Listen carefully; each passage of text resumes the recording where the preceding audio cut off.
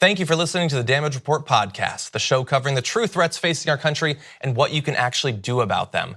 You can support this free podcast by leaving us a review and giving us a 5-star rating on Apple Podcasts or wherever you happen to be listening to it. Every review helps more people discover the show at no cost to you.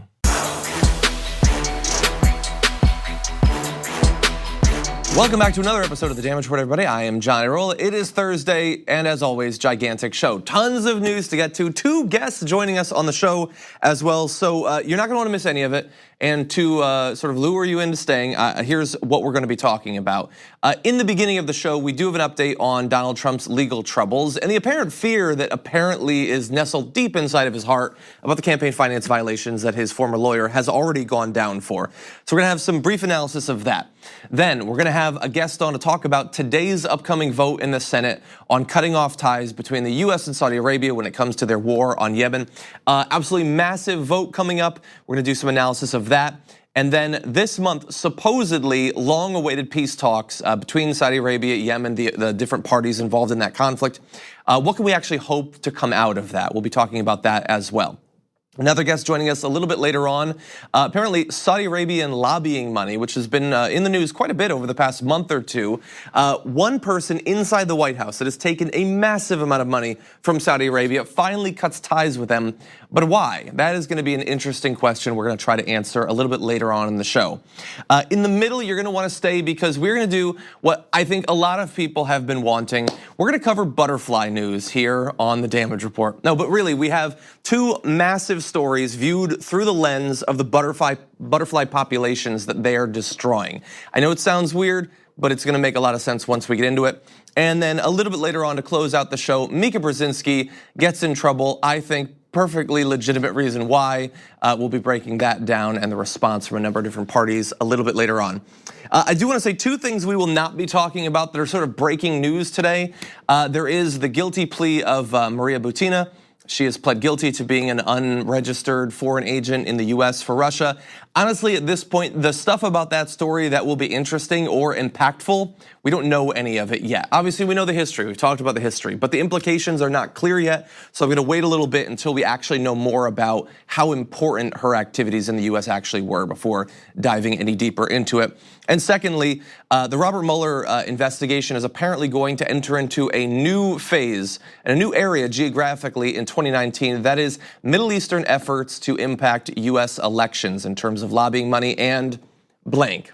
But again, at this point, I don't know what that other stuff is going to be. We're gonna have a little bit of that in the interview today, but where the special counsel's office comes in, honestly, we don't know enough to really say at this point. So we're gonna have to wait and find out. So with that big show, let's jump into it. I have been very curious since Michael Cohen was sentenced to 3 years in prison to see what the president's response is going to be, because as I said to you earlier this week, his argument that these are at best minor crimes committed by someone other than him that technically aren't crimes and that they're only getting in trouble because they're trying to get a lesser sentence for other stuff and it was just civil and they didn't know. All of those excuses sort of make a lot less sense once a person has been sent to prison for multiple years as a result of committing those crimes. Crimes, again, I'll remind you, that he alleges and the prosecutors in New York allege were directed by individual one, the president. So I believed that he would have to come up with some other defense as a result of that sentencing. But I apologize, I was wrong. He is simply doubling down. Here is what he tweeted out this morning. I never directed Michael Cohen to break the law. He was a lawyer and he is supposed to know the law. It is called advice of counsel, and a lawyer has great liability if a mistake is made. That is why they get paid. Despite that, many campaign finance lawyers have strongly stated that I did nothing wrong with respect to campaign finance laws, if they even apply, because this was not a campaign finance. Cohen was guilty on many charges unrelated to me, but he pled to 2 campaign charges which were not criminal, and of which he probably was not guilty even on a civil basis. Those charges were just agreed to by him in order to embarrass the president and get a much reduced prison sentence, which he did, including the fact that his family was temporarily let off the hook. As a lawyer, Michael has great liability to me. So depending on which line of those tweets you read, Michael Cohen did something really bad or not bad at all, pled guilty for no reason because they weren't crimes, or he has great liability. It's really not clear exactly what Donald Trump wants to say because he kind of has to pursue 2 missions at the exact same time. because he's implicated in the same crimes as Michael Cohen, he has to state that Michael Cohen didn't do anything wrong, because if he did and he went down and Trump did the same crimes, then theoretically Trump could go down. But at the same time, he wants to demonize Michael Cohen. He doesn't want anyone to trust him. He doesn't want anything that Michael Cohen talked to the special counsel's office about to be considered serious or important or credible. And so he has to state that Michael Cohen is not guilty of anything, while at the same time trying to shred Michael Cohen's reputation. That is a difficult mission, especially when you have the communication skills of a 3-year-old. So I don't envy Donald Trump the task that was set before him in that. But it is incredibly complex that he pled guilty to things which weren't criminal. They've been saying that now for months. It's never made sense to me. Why are they pleading guilty to things that are not criminal? And what is the sentencing guidelines for things that aren't crimes? Apparently he got several years, which is odd, because you would think that if something was not a crime, there would be no criminal penalties for it. So very confusing all around, not exactly sure what he's trying to say there. At the end, when he says that Michael has great liability to me, I don't know if that's a diversion, is it a red herring? Or does it mean that Donald Trump is going to be suing Michael Cohen in the near future? I'm honestly not sure. The line that his family was let off the hook, I mean, his daughter was in the room. Did she commit a crime? Did she pay off a mistress? I've never heard anything about that. So very confusing, but when Donald Trump writes 3 full paragraph-long tweets in a tweet storm in the morning, that implies to me that he's doing one and or 2 things. He is either watching a lot of Fox News and is very concerned about the conversation they're having about this case, which I find to be an unlikely explanation at this point, because Fox News apparently doesn't want to talk about the Michael Cohen thing at all because of the implication that Donald Trump was implicated in those sentencing memos last week. It seems more likely this is just a thing that is on his mind. And Donald Trump, a guy that loves to exude this aura of confidence, clearly is worried about the implications here. Again, we have moved far beyond any hypothetical, what does this potentially mean for the president and the investigation and his team? Maybe they'll find something, maybe they'll discover something, maybe someone will flip and then they'll say something. No, Michael Cohen's going to prison. And he's going to prison for crimes that the federal prosecutors say Donald Trump helped him to commit. Now, there's a lot more that we could get into. Obviously, there's there was a 2008 case that was sort of similar with John Edwards, where he actually faced criminal penalties for exactly the same sort of paying off mistresses. That's obviously not good for Donald Trump. And there's a great deal of hypocrisy there, because many of the same Trump defenders who are now saying Donald Trump can't be held liable for anything were at the time writing articles about how John Edwards was definitely guilty. So we might return to that at some point. But I want to talk about one of the developments yesterday in the meantime. Obviously, Michael Cohen and his cooperation with the special counsel. It's bad news for Donald Trump when it comes to this case. But there's also the National Enquirer, and there was a big development there yesterday where they admitted that they had committed crimes. They're not apparently going to be charged for it because they are now, as well as Michael Cohen is, cooperating with the special counsel's office. So both Cohen and AMI, that is the parent company that owns the National Enquirer as well as other things, have stated under penalty of perjury that the payments that they made to these women were meant to influence the election. AMI told the government that in August 2015, a year before the McDougal payment, that was the Playboy payment, its chief executive, David Pecker, had met with Cohen and an unnamed campaign official, it'd be interesting to find out who that is, to offer to help cover up any negative stories that might emerge. It then did so, paying McDougal $150,000, quote, to suppress the model story so as to prevent it from influencing the election, as the agreement with the government reads. That by itself is illegal, but AMI won't be charged under its agreement with the government. Now, for them to not go down for this, I would imagine that they know quite a bit, that they can say quite a bit about other people's involvement. Obviously not about Michael Cohen's, they've already got Michael Cohen. Now, it might be that they have something on this unnamed campaign official. And that could be virtually anyone at this point. That could be Don Jr., it could be Paul Manafort, it could be Lewandowski, it could be a bunch of different people, maybe a name that we're not familiar with. Or it could be that they know something about Donald Trump. Now, to that illegal action and why AMI finds itself in a position where they do need to cooperate, they had expected at the time to be reimbursed by Trump, but ended up canceling that plan once its lawyers explained how that reimbursement would undermine any argument about the legality of its payment. And again, that gets to the question of, is this a campaign finance violation? Now, we already know that they believe it is because Cohen went down for it. But If it was not being done to influence the election, then theoretically it is legal. But there's a lot of reasons here to believe that this was not just about hushing up a story. This was not just about protecting Donald Trump's reputation. First of all, the fact that these affairs, which happened years before the payments, were only being paid right in advance of the election. Clearly that makes it seem as if there was a deceitful nature to it. The fact that they lied repeatedly over the course of more than a year about these payments, that certainly doesn't look good. The fact that they routed the money through shell companies, that's gonna hurt their argument a little bit too. And we already have at least one audio recording of them talking about what form the payment should come in so as to make it harder to track. All of that really hurting their ability to say that this was just about an affair being covered up. But much more importantly, and this is something to look forward to in the near future, not only is AMI CEO David Pecker known to be longtime friends with Trump, it was reported over the summer that he kept a safe in his office full of documents with information that could be damaging to the president. These documents were reportedly acquired via a catch and kill practice of paying for the rights to stories and then not publishing them, keeping the information secret. That same practice is what AMI is said to have done with McDougal, the story. So maybe it's McDougal, maybe it's another woman, maybe there are many women, or maybe it's about things other than affairs. But apparently they were going around for longer than a year buying up these stories and hiding them. It might be that the things they're hiding are merely embarrassing and not actually evidence of criminal acts. Or it could be that we're gonna find more. We need to talk about a relatively new show called the Republic, or UNFTR. As a Young Turks fan, you already know that the government, the media, and corporations are constantly peddling lies that serve the interests of the rich and powerful. But now there's a podcast dedicated to unraveling those lies, debunking the conventional wisdom. In each episode of On the Republic, or UNFTR, the host delves into a different historical episode or topic that's generally misunderstood or purposely obfuscated by the so-called powers that be, featuring in-depth research, razor-sharp commentary, and just the right amount of vulgarity. The UNFTR podcast takes a sledgehammer to what you thought you knew about some of the nation's most sacred historical cows. But don't just take my word for it. The New York Times described UNFTR as consistently compelling and educational, aiming to challenge conventional wisdom and upend the historical narratives that were taught in school. For as the great philosopher Yoda once put it, "You must unlearn what you have learned."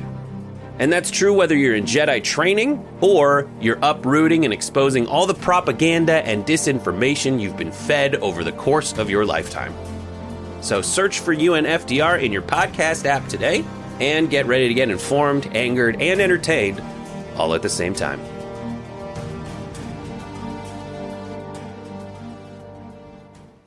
About various aspects of this ongoing investigation coming out of that safe in AMI's office. We'll have to wait to find out. That said, we are gonna take a break. When we come back, this big vote happening a little bit later on today, the future of US involvement in the Saudi war on Yemen. Which way is it gonna go? We'll debate that after this. Just hours from now, finally, the Senate is going to hold a vote on the future of the US involvement in the Saudi war on Yemen. We don't know exactly how it's going to go, but there are some good signs. Will it turn out the way we want? Let's talk about it now. We're very happy to invite to the show Hassan El-Tayyab, co-director of Just Foreign Policy. Hassan, welcome back to the show. Thanks. Great to have you here. So I'm excited to talk about both this vote and sort of the context of the ongoing conflict in Yemen around it. But first off, yesterday, when the Senate voted 60 to 39 to open debate on this, that fairly large margin, does that give you hope that this vote is going to go the right way later on today? It does give me hope, and I don't quote me on this, but I'm pretty sure we have the votes to pass this, and it would be totally historic. Yeah, it certainly would, and it would be great news, honestly, considering what happened in the House yesterday, which we'll talk about in just a little bit. But I did want to say, in advance of the Senate vote, early on today, the White House was putting out from various officials these statements that the senators should be extremely worried about harming our relationship with Saudi Arabia, that this could send the wrong signal. How worried do you think we should be about that? I don't think we should be worried.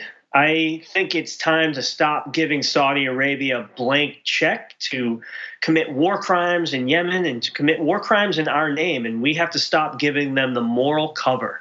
Also, I want to mention that this forward momentum and all this momentum we've had on the War Powers Resolution has really opened up peace talks in Sweden between the Hadi government and the Houthi rebels. Just today, they announced that there's going to be a truce in a ceasefire in Hodeidah, which is the lifeline of Yemen. It's where most of the humanitarian assistance is going to get into the country. So this is amazing. And I think in addition, there's about 15,000 prisoners that are going to be exchanged. So wow.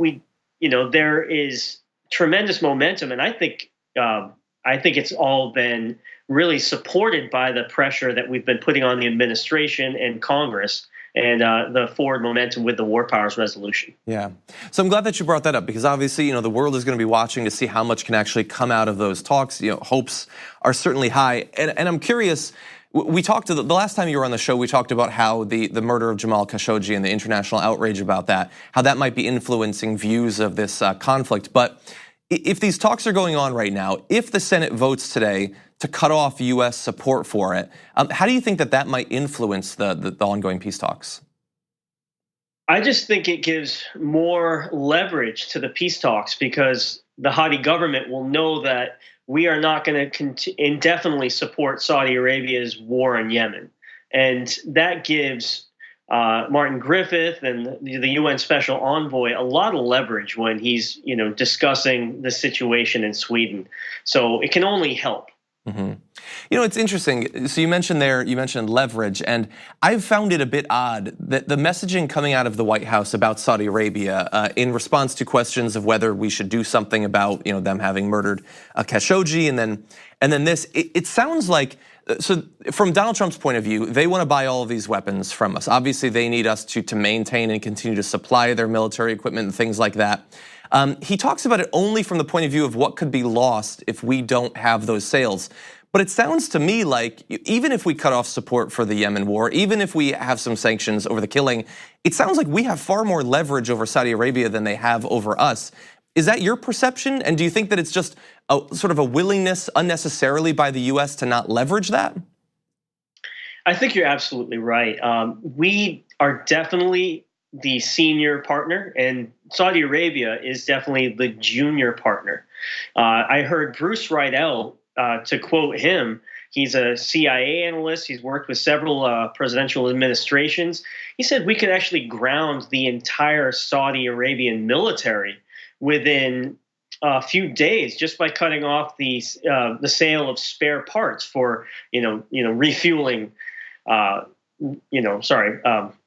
Spare parts to their military, as far as tanks or air for their tires, and just we have a lot of leverage here is what I'm trying to say. Exactly, and especially their Air Force, we have sold them those things, but in terms of training for it, and certainly for, as you point out, continuing the maintenance of it, they do need our help. We had some reporting earlier today, Ken Klippenstein from TYT, he got access to a document showing that sort of maintenance contract between the US and Saudi Arabia is going to be extended to 2025, implying that they don't believe that even by that point they can have developed either the technical expertise or the parts necessary to maintain those weapons by themselves. Again, that's massive leverage for us, but we keep acting as if we desperately need their approval and support, and certainly their money, which seems odd.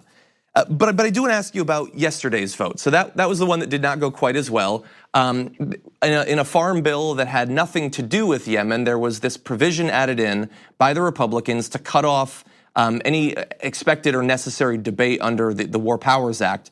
And it narrowly passed, thanks in large part or possibly entirely because of the 5 Democrats that actually supported it. How did you respond to that vote?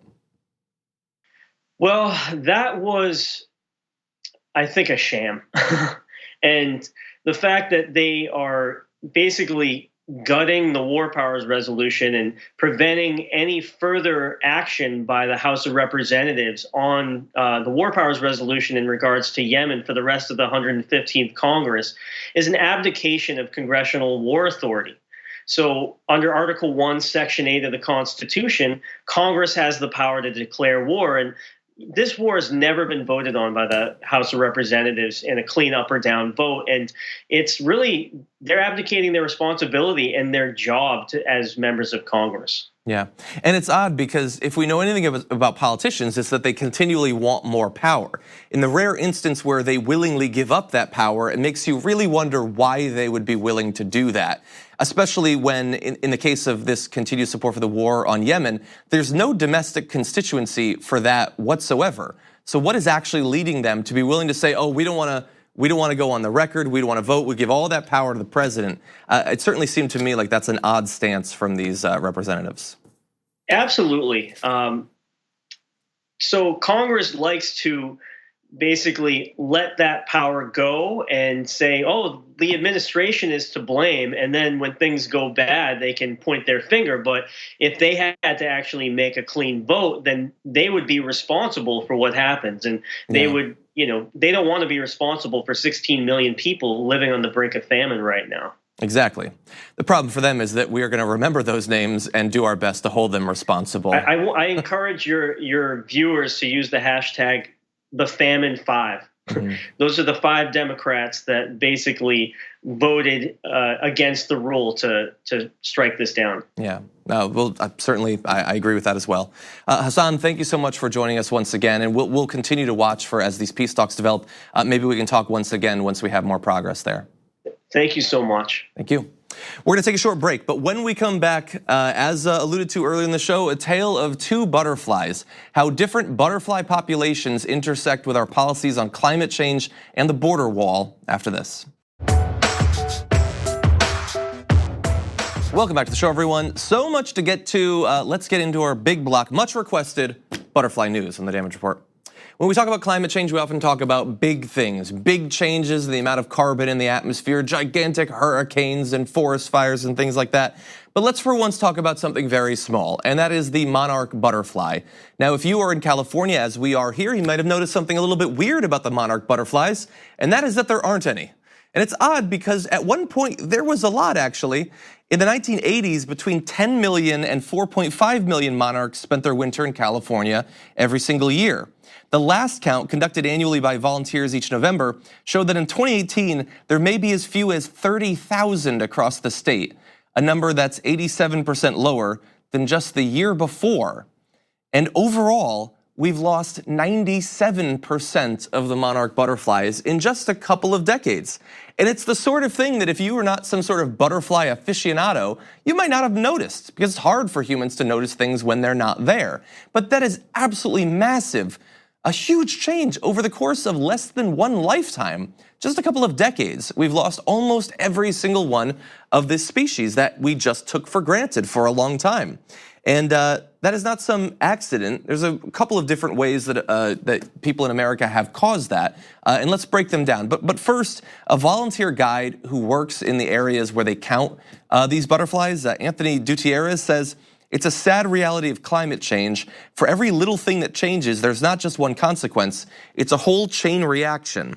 And that is the thing about biology, is that you can't, it's like when making manipulations to human genes, you can't get one little change. A lot of little things change as well, and sometimes cascade into massive things.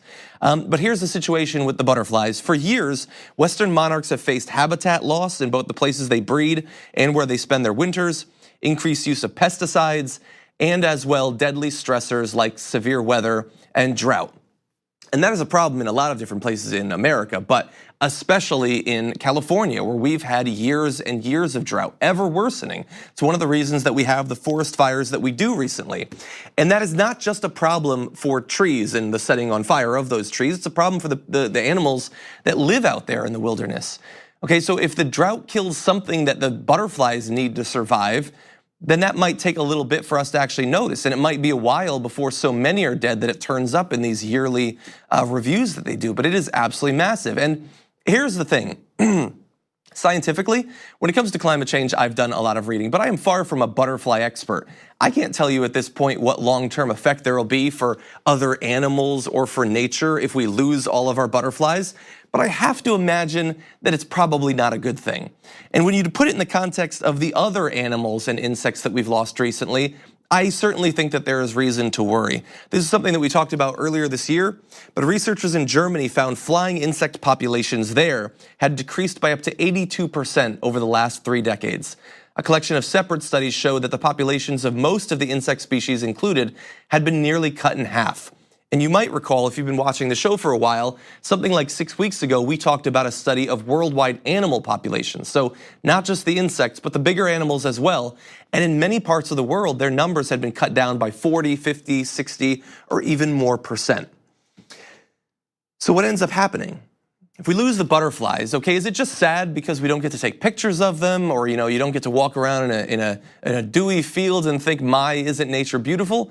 No, it probably has consequences. We certainly know with the bees that it does. We've lost almost all of our bees in America because of our widespread use of pesticides. That is gonna make it difficult for other plants to pollinate and spread. It has an impact, obviously, on farming. All of these things add up.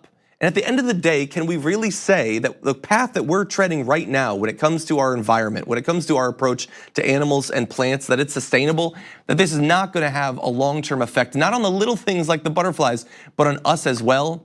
I can't tell you that. And when I see something like this, when I see a story that we've lost all these monarch butterflies, I think this is the exact sort of story that nobody is gonna care about. It's gonna seem so small, so petty, so specific.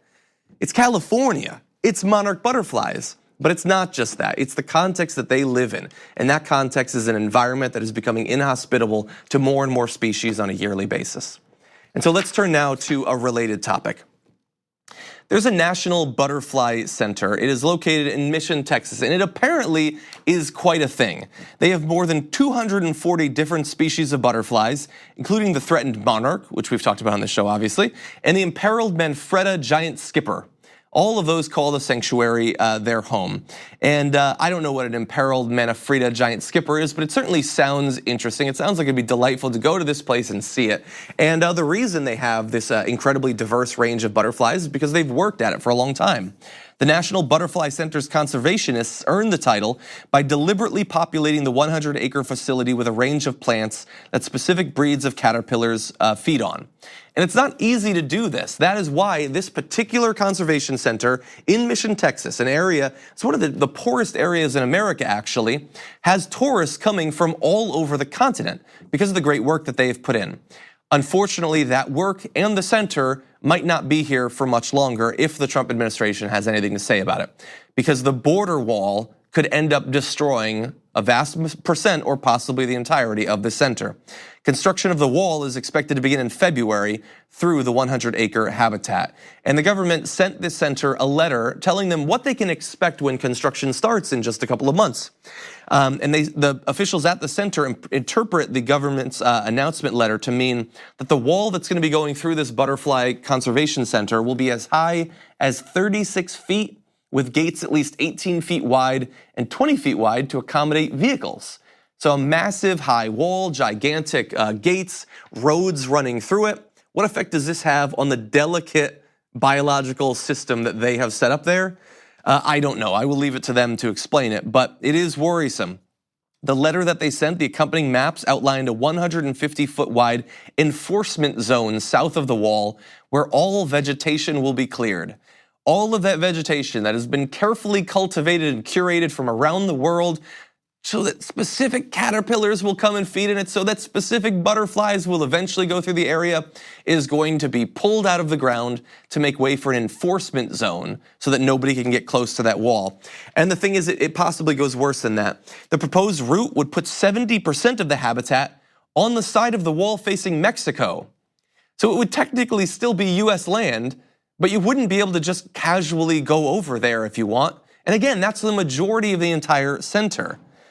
And the center said that the government hasn't yet indicated whether that land would be accessible once the project is completed or what kind of damage the habitat might suffer during construction.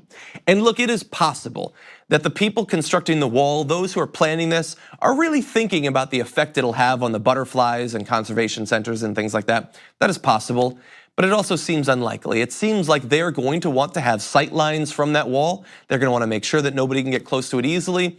And to do that, they're probably going to tear out all of that vegetation. And now right now, I mean, you might wanna go if you're in the Texas area and you wanna see it, as a lot of tourists do, you might wanna go now. The president of the North American Butterfly Association says on a good day, you can see a cloud of 200,000 butterflies.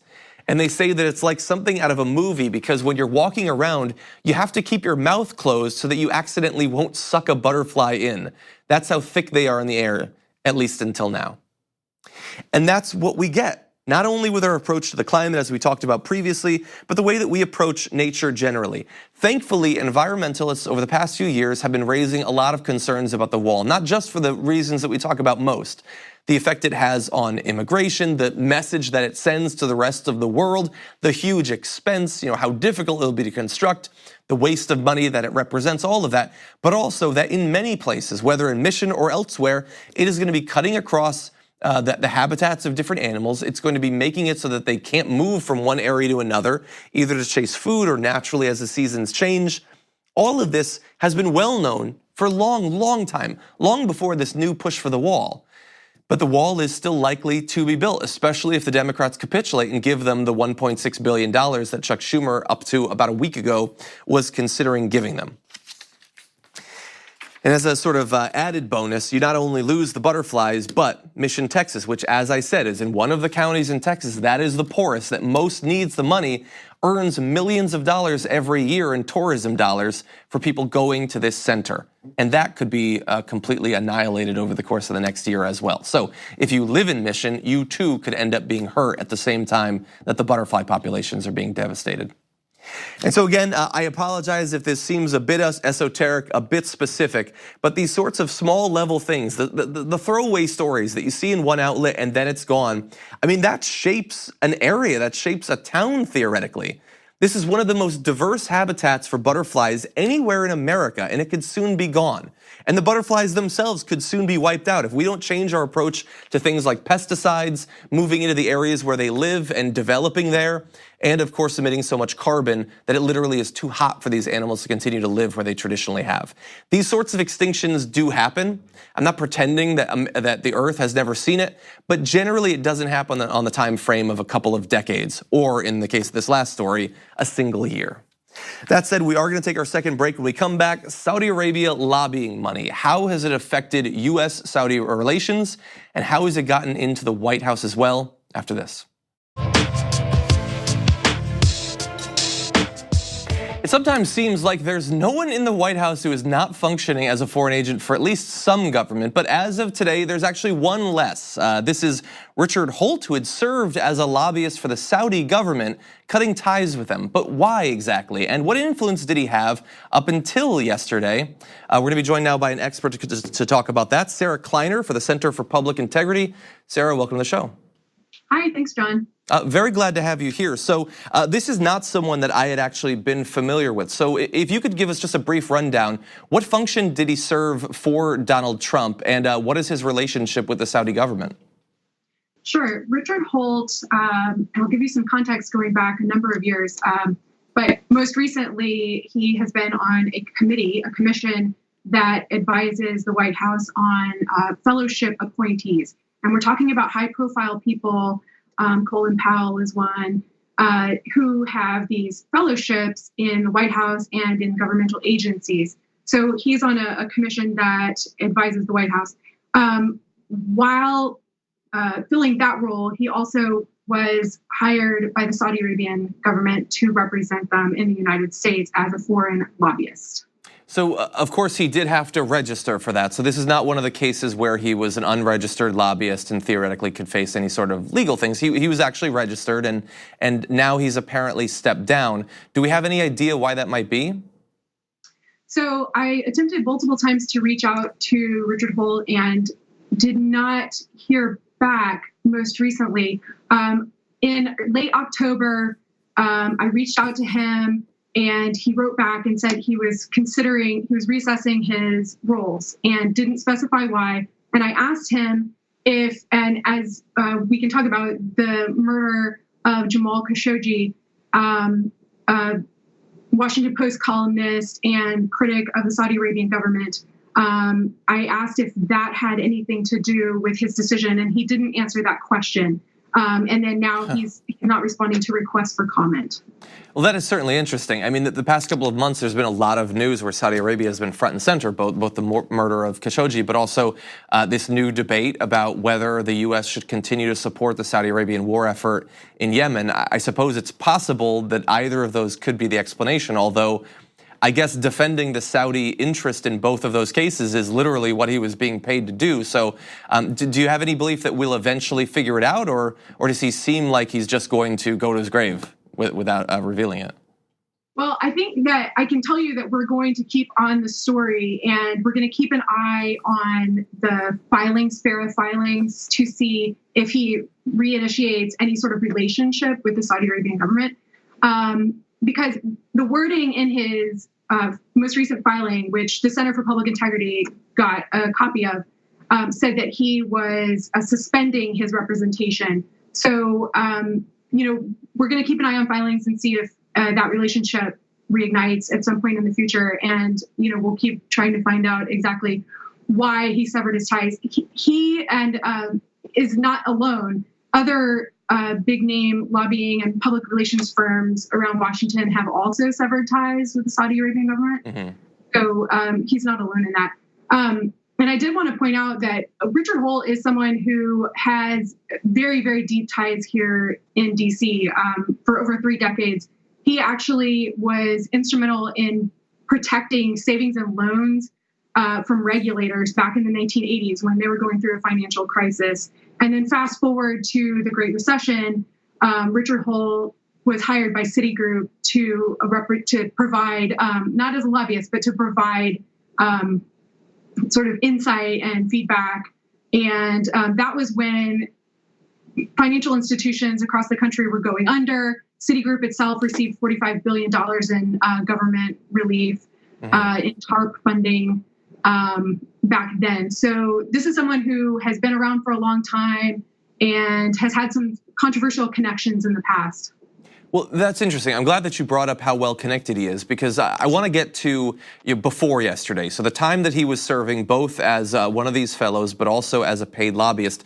And let me just, this is a number that I believe is cited in your article and some of the others, but apparently last year, the group that he represents received close to $1 million from the Saudi government. So this is not some small thing. He's very well paid, but at the same time, he says that he never actually directly lobbied to Donald Trump for the Saudi government, which implies that one of two things is true. Either he's lying, or the Saudi government was really ripped off in their dealings with him. If they're paying that huge amount of money and maybe getting nothing out of it, which do you think is the case? I'm not sure. I can't really answer that. I do know that he had declared on his forms that he attended meetings that may have benefited Saudi Arabia. But, we have his, his comments are that he never actually lobbied directly to Donald Trump. So, we can't be certain, but we do know that he is part of like a major lobbying effort by Saudi Arabia. The government, the kingdom paid, it was $27 million in 2017 alone for firms around DC for representation, public relations, lobbying, and that sort of thing. That is amazing, and I'm glad that there's been a lot of great reporting about this lobbying efforts, both by Saudi Arabia and other countries as well. So I'm curious, compared to other countries, how significant is the Saudi effort? If we were to look at Ecuador, is Ecuador spending millions of dollars in lobbying in DC? Is Madagascar spending millions of dollars? Like, does Saudi Arabia really stand out? It stands out, and I can't speak to the specific countries, but it's definitely a massive effort, and it is growing each year.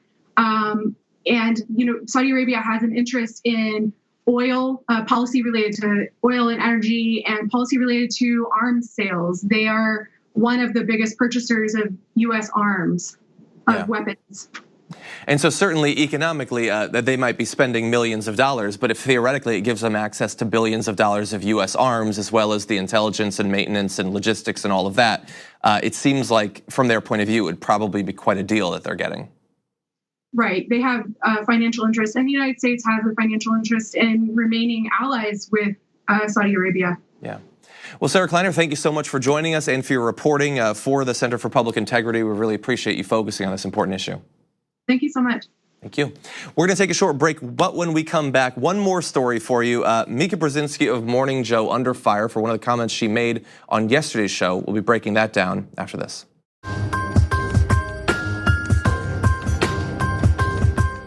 Only minutes remaining in the show, and I want to talk about, again, we had the tale of two butterflies, now it's going to be the tale of two cable news hosts. So really fast, I just noticed this. Donald Trump, again, it's not just that people support him, it's that they support him while thinking that he is the brave one, the alpha one, the macho one. He doesn't back down, but he only does interviews on Fox News. Isn't that weird that they can believe both those things? So he was being interviewed by Harris Faulkner of Fox News, and she asked him some questions. Here are three of them. What do you love about being president? When you get up in the morning, what do you love? And you have such energy for this, not every president would have worked 6 or 7 days out on the campaign trail. Now, in her defense, that's not actually a question. It is like a softball that's so soft that there's no question mark at the end of it. Yeah, they all campaign, okay? They can all stand at a podium. That isn't difficult. What do you love about being president? I think protection from indictment is what he loves about being president, actually. Anyway, enough about Harris Faulkner. Let's move on to a story I wanted to get to yesterday. MSNBC host Mika Brzezinski is in some trouble for a thing that she said on yesterday's edition of her show, that's Morning Joe. And they were talking about Mike Pompeo, Saudi Crown Prince Mohammed bin Salman, and Donald Trump's relationship with them when she said this. But why doesn't Mike Pompeo care right now? Are the pathetic deflections that we just heard when he appeared on Fox and Friends, is that a patriot speaking? Or a wannabe dictator's butt boy? Dead serious, I'm asking, are these the words of a patriot? He's debased himself. He once again has undercut the conclusions of our intel community. Wow, it's like you hear that and you just, ugh. So two things I noticed. She said, I'm dead serious about that. So it wasn't just a joke in case that comes up. Actually, three things. Two, he says he's debased himself. Really, she sort of debased herself by saying that, which we'll get into. And the third, you might have noticed that the audio cut out briefly. That's not in our editing. That happened on their show. And I believe that what happened is they tried to blank it out, but they missed it. I could be wrong, but it happened right after she said something that they definitely wish she had not said, or at least that no one had heard. So she called him a butt boy for the dictator. I wanted to know the specific definition of butt boy, so I went to Urban Dictionary, and because of that, I can't actually read the definition, but it's not positive. It's a derogatory term, obviously, that you hear used generally to disparage a person without any concern for all the different groups that you're lumping in that description. It's the sort of term that you don't generally hear on MSNBC because of the obvious homophobia laced throughout it. And yet she did just casually say it. And to the credit of either her audience or her critics, she was talked to about that and had to respond. And she tweeted this, totally agree with you, super bad choice of words. I should have said water boy, like for football teams or something like that. Apologize to Senator Durbin too. So sorry. So one of the things we have to do in this show is we have to evaluate apologies, and that's not the worst type of apology where she says, I'm sorry for my choice of words if you're so dumb that you have a problem with it. But she is sort of calling us dumb if she really thinks that, oh, she meant water boy or something like that. Benefit of the doubt, she doesn't know exactly what butt boy means. She's just heard it thrown around. She knows that it means that you're buddy-buddy. She doesn't know about the sort of sexual component to it, maybe. But regardless, whether she knew or not, whether her audience knew or not, this is an opportunity to learn. And it is to learn that especially people who are straight, who have these high-profile positions, they have an audience, you cannot be throwing casual homophobia into your political conversation and analysis. Not only is it completely needless and crass and anachronistic, but it is offensive to that community, whether they watch your show or not. their activities, regardless of what you think about them, should not be used to denigrate a person, especially in the case where she's using it, where it would be very easy to lodge a purely political critique of Mike Pompeo and Donald Trump. You can talk about the weird deference we give based on our military connections to Saudi Arabia. You can talk about Donald Trump's naivete in accepting whatever explanation of a behavior a dictator provides to him. You can do all of that without ever referencing anal sex. Now, look, she's not gonna lose her position in anything, regardless of the fact that Donald Trump was tweeting that she should probably be permanently banned from TV for this. Donald Trump, someone who takes very seriously casual insults. But it is an opportunity to learn for Mika Brzezinski and for others as well. This weird thing where we say that people are doing homosexual things as a way of insulting them, that is something that people use. It's a thing that liberals and progressives use, and they shouldn't. Okay, you may not have a complete attachment to the idea of becoming woke in all aspects of your life or whatever, but this is one that definitely should be thrown in the waste bin of history. Now that said, I wanna thank you for watching the show, especially if you're watching on the members stream, thank you for doing that. I know it's new, but people seem to really be taking to it, and I appreciate that. If you're not a member, you can become a member by going to tyt.com/John and clicking the button. Thank you for watching the show. Tomorrow, Brett will be on to close out the week. We'll see you then.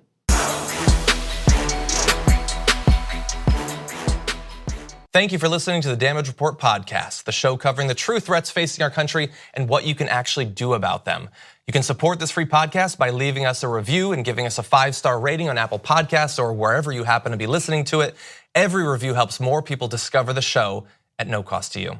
Thanks for listening to the full episode of The Damage Report. Support our work, listen ad-free, access members-only bonus content, and more by subscribing to Apple Podcasts at apple.co/TYT. I'm your host, John Adarola. I'll see you soon.